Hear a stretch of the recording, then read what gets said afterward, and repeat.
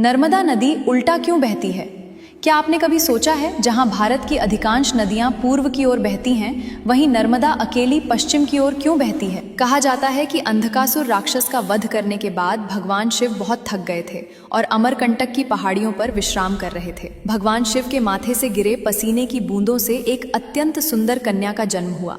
चूंकि उन्होंने शिव के मन को नर्म सुख प्रदान किया, इसलिए शिव ने उनका नाम नर्मदा रखा। शिव ने उन्हें आशीर्वाद दिया कि प्रलय के समय भी उनका अस्तित्व समाप्त नहीं होगा।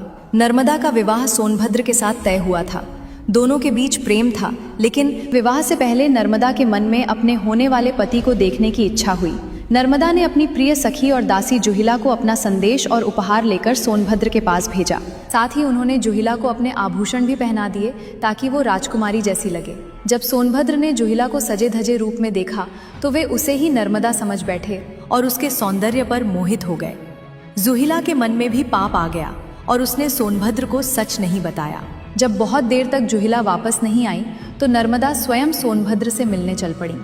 वहां पहुंचकर उन्होंने देखा कि सोनभद्र और जुहिला एक दूसरे में मग्न हैं। अपने प्रेमी और अपनी दासी का यह विश्वासघात देखकर नर्मदा क्रोध और ग्लानि से भर गईं। उन्होंने उसी क्षण निर्णय लिया कि वे अब कभी विवाह नहीं करेंगी और अकेली कुमारी ही रहेंगी।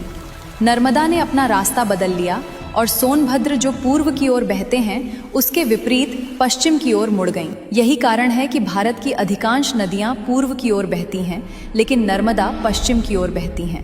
पौराणिक मान्यताओं में एक और चौंकाने वाली बात यह है कि गंगा में स्नान करने से जो पुण्य मिलता है, वो नर्मदा के केवल दर्शन मात्र से मिल जाता है। कथाओं के अनुसार जब गंगा स्वयं पापियों के पाप धोकर काली हो जाती हैं, तो वे एक काली गाय का रूप धरकर नर्मदा में स्नान करने आती हैं ताकि खुद को शुद्ध